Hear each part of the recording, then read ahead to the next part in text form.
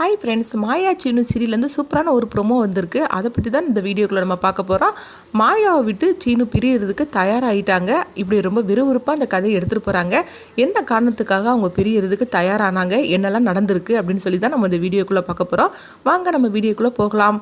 ரகுராம் தனாவை அழைச்சிட்டு வீட்டுக்கு வராங்க. வீட்டுக்கு வந்ததுமே எல்லாருமே கேட்குறாங்க அங்கே என்ன நடந்துச்சு அப்படின்னு சொல்லி கேட்கவும் உடனே நடந்த விஷயத்தெல்லாம் ரகுராம் சொல்கிறாங்க. இதை கேட்டதுமே பத்மா ரொம்பவே திட்ட ஆரம்பிச்சிருந்தாங்க. இது எல்லாத்துக்கும் காரணம் இந்த மாயா தான். அவள் தான் கதிரோட மனசை மாற்றிருப்பா. இல்லைன்னா கண்டிப்பாக கதிர் தனாவை விட்டு பிரியறதுக்கு அவன் சம்மதம் சொல்லியிருப்பான். அவன் சம்மதிச்சனால தானே அவன் அதில் கையெழுத்து போட்டு கொடுத்தான். அப்படி இருக்கும்போது அங்கே மட்டும் எதுக்காக கதிர் நான் தனாவை பிரிய மாட்டேன்னு சொல்லணும். இது எல்லாத்துக்கான இந்த மாயா தான் அப்படின்னு சொல்லிட்டு இருக்கும்போது மாயாவும் கதிரும் வந்துருந்தாங்க. அப்போ ஜானகி சொல்கிறாங்க, பத்மா இந்த மாதிரிக்கு நீ தேவையில்லாமலாம் பேசிகிட்டு இருக்காது அப்படிங்கும்போது, அண்ணி நீங்கள் கொடுக்குற இடத்துல தான் இந்த மாதிரிக்கெலாம் பேசிகிட்டு இருக்கிறா. சொல்ல போனாக்கி இவளால் தான் இந்த குடும்பத்தில் எல்லா வித பிரச்சனையும், இவ மட்டும் இல்லைன்னு வச்சுக்கிடுங்களேன், இந்த குடும்பத்தில் எந்த பிரச்சனையும் இருக்காது. இவ என்னைக்கு இந்த வீட்டில் வந்தாலோ அன்னையிலிருந்தே ஒவ்வொரு பிரச்சனையாக தான் நடந்துக்கிட்டு இருக்குது. நீங்கள் இவளுக்காக சப்போர்ட் பண்ணி பேசாதீங்க அண்ணி அப்படின்னு சொல்லிட்டு கோவத்தோடு அவங்க பேசிட்டு போகிறாங்க. அடுத்து பார்த்தோம்னா அங்கே சீனுவை தான் காட்டுறாங்க. அப்போ சீனுக்கிட்ட அவங்க பத்மா சொல்கிறாங்க, சீனு நான் சொல்கிறத கேளுடா, நான் சொல்கிறத நீ கேட்டேன்னா கண்டிப்பாக உன் வாழ்க்கையும் சரி இந்த வீடும் சரி நிம்மதியாக இருக்கும் அப்படிங்கும்போது, என்னம்மா நீங்கள் சொல்கிறீங்க அப்படின்னு பத்மா கிட்ட கேட்கும்போது, ஆமாம் சீனு நீ இந்த மாயாவை பிரிஞ்சிரு அப்படிங்கிறாங்க.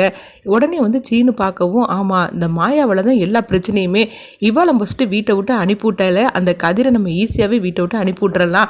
அதனால நீ மாயாவை வீட்டை விட்டு அனுப்பி விட்டுரு, அப்போ தான் அந்த குடும்பத்தை பிடிச்ச எல்லாமே தீரும் அப்படின்னு சொல்லவும் இதுக்கு சீனு சம்மதிச்சிருந்தாங்க. அடுத்து பார்த்தோம்னா அங்கே எல்லாருமே இருக்கவும் உடனே சீனு அவங்க மாயா கிட்ட சொல்கிறாங்க, இங்கே பாரு நீ இதுக்கு மேலே நான் உங்க கூட வாழறதுக்கு எனக்கு கொஞ்சம் கூட விருப்பம் கிடையாது. ஒன்னால தான் அந்த குடும்பத்தில் எல்லா பிரச்சனையும், அதனால ஒழுங்கு மரியாதை இந்த வீட்டை விட்டு நீ போயிரு அப்படிங்கிறாங்க.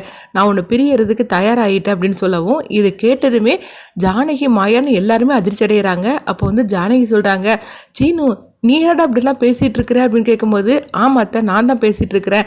உண்மையை சொல்லப்போனால் இவ கூட நான் பிடிக்காம தான் வாழ்ந்துக்கிட்டு இருக்கிறேன். அதுவும் உங்களுக்காக தான், நீங்கள் சொன்னீங்கன்னு சொல்லிட்டு ஒரே வார்த்தைக்காக தான் நான் கட்டுப்பட்டு இருக்கிறேன் தவிர மற்றபடி இவளை பிடிச்ச ஒன்று நான் இவ கூட இருக்கலை. அதனால் எனக்கு உண்மையிலே இவ தேவை கிடையாது அப்படிங்கிறாங்க. இது கெட்டதுமே ஜானகி சொல்கிறாங்க, நான் சொல்கிறத கேளு சீனு அப்படிங்கும்போது, அப்போ மணியும் சொல்லிட்டு இருக்கிறாங்க, சீனு நீ அவசரப்பட்டு முடிவெடுக்காது அப்படிங்கும்போது இது என்னுடைய வாழ்க்கை, இதில் யாருமே நீங்கள் தலையிடக்கூடாது அப்படின்னு சொல்லிட்டு சீனு முகத்தில் அடித்த மாதிரிக்கு சொல்லவும் உடனே பத்மா சொல்கிறாங்க, இங்கே பாருங்க என் பையனோட வாழ்க்கை, அவன் என்ன முடிவு எடுத்தானோ அது கரெக்டான முடிவாக தான் இருக்கும்.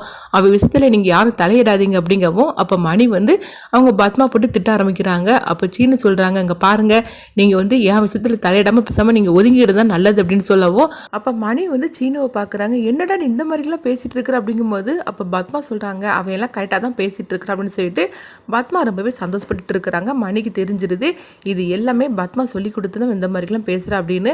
அப்போ எவ்வளவோ மணி எடுத்து சொல்கிறாங்க. ஆனாலும் சீனு கேட்குற நிலமையில இல்லை. உடனே அவங்க சீனு மாயா கிட்ட சொல்கிறாங்க, உங்ககிட்ட தான் சொல்லிட்டு இருக்கிற ஒழுங்கு மரியாதை வீட்டை விட்டு போயிரு அப்படிங்கவும் அப்போ உடனே மாயா சொல்கிறாங்க, சரி நீ என் கூட சேர்ந்து வாழ மாட்டேன்னு முடிவு எடுத்துட்டேலா, அப்போ நானும் ஒரு முடிவுக்கு வந்துட்டேன் அப்படிங்கவும் என்ன முடிவு அப்படின்னு சொல்லிட்டு கேட்கும்போது அப்போ மாயா சொல்கிறாங்க, நீ ஜவுளி கடை ஆரம்பிக்கிறதுக்காக நான் 40 லட்ச ரூபா பணத்தை கொடுத்தோம்ல, அந்த பணத்தை எண்ணி இப்போ எடுத்து வை, நான் உடனே இங்கேருந்து கிளம்பிடுறேன் அப்படிங்கிறாங்க.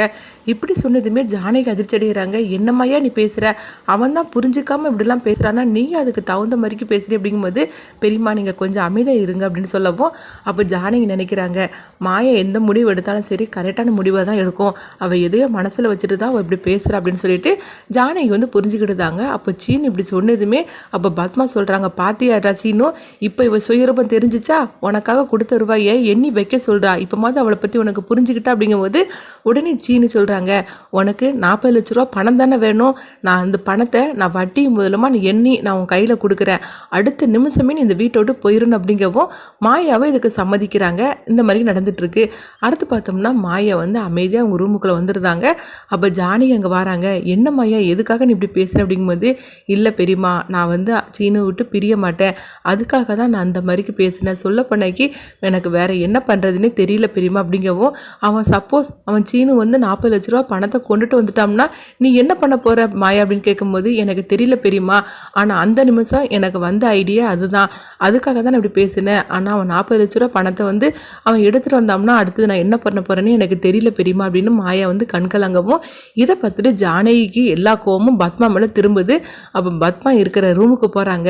ஆனால் இது எல்லாத்துக்கான நீ தானே சொல்லி தானே சீன் இந்த மாதிரிலாம் பேசினா, உனக்கு அப்படி என்னதான் அந்த குடும்பத்தில் வந்து உனக்கு பிரச்சனை? சொல்ல போனாக்கி கதிரையும் மாயாவும் இந்த வீட்டை விட்டு விரட்டுறதுக்காக தான் இது எல்லாமே பண்ணிட்டு இருக்கிற. ஆனால் சீனுக்கும் இந்த உண்மைலாம் தெரியாதனால அவனும் வந்து நீ சொல்றதை கேட்டு அவன் தலையசிச்சுட்டு இருக்கிறான். இங்க நடக்கிற பிரச்சனைக்கு காரணம் வந்து மாயாவும் கதிரும் கிடையாது, நீ தான் அப்படின்னு சொல்லிட்டு ஜானகி வந்து பத்மா போட்டு வெளுத்து வாங்கிட்டு இருக்கிறாங்க. இப்போ பத்மா சொல்றாங்க, இங்க பாருங்க நீ என் பையனோட வாழ்க்கை எப்படி இருக்குன்னு சொல்லிக்கிட்டு நான் தான் முடிவு எடுக்கணும். நீங்க வந்து உங்க அதாவது தங்கச்சி பொண்ணுக்காக சப்போர்ட் பண்ணி இந்த மாதிரிலாம் பேசிட்டு இருக்காதீங்கன்னு. சொல்ல போனாக்கி அந்த மாயா இந்த அளவுக்கு பண்றான்னா அதுக்கு நீங்க இடம் கொடுத்தனால தான் இந்த மாதிரி துள்ளி குதிச்சுக்கிட்டு இருக்கிறா. இதுக்கு நீங்க தான் காரணம். இதுக்கு மேலே இதை பத்தி நீங்க பேசாதீங்க, எனக்கு விருப்பம் இல்லை அப்படின்னு சொல்லிடுறோம். ஜானகிக்கு என்ன பண்றதே தெரியல. அடுத்து பார்த்தோம்னா அங்கே சீனுவை தான் காட்டுறாங்க. சீனு வந்து 40 லட்ச ரூபா பணத்தை எப்படியாவது வந்து ஏற்பாடு பண்ணணும். ஏற்பாடு பண்ணி மாயாவோட முகத்தில் தூக்கி வீசி அவளை அடுத்த நிமிஷமே இந்த வீட்டை விட்டு அனுப்பிவிடணும். 40 லட்ச ரூபா பணத்தை எப்படி ஏற்பாடு பண்ணணும் அப்படின்னு சொல்லிட்டு அவங்க சீனு வந்து யோசனை பண்ணிட்டு இருக்கிறாங்க. இந்த மாதிரி சூப்பராகவே இந்த ப்ரோமோ எடுத்துகிட்டு போகிறாங்க. அதே மாதிரி பார்த்தோம்னா எப்படியாவது 40 லட்ச ரூபா பணத்தை ரெடி பண்ணுறதுக்காக பத்மா வந்து ஏற்பாடு பண்ணுவாங்க. அப்போ இந்த விஷயம் வந்து மகாலிங்கத்துக்கு எப்படியும் பார்வதி தெரியப்படுத்துவாங்க. மகாலிங்கம் வந்து புவனேஸ்வரியிட சொல்லும் போது 40 லட்ச ரூபா பணத்தை கொடுத்து அந்த மாயாவை உடனடியாக அந்த வீட்டை விட்டே அனுப்பி விட்டுலாம் அப்படின்னு சொல்லிட்டு புவனேஸ்வரி வந்து 40 லட்ச ரூபா பணத்தை கொடுக்கறதுக்கு அவங்க முன் வருவாங்க. அடுத்து என்ன நடக்குதுன்னு சொல்லி வெயிட் பண்ணி பார்க்கலாம்.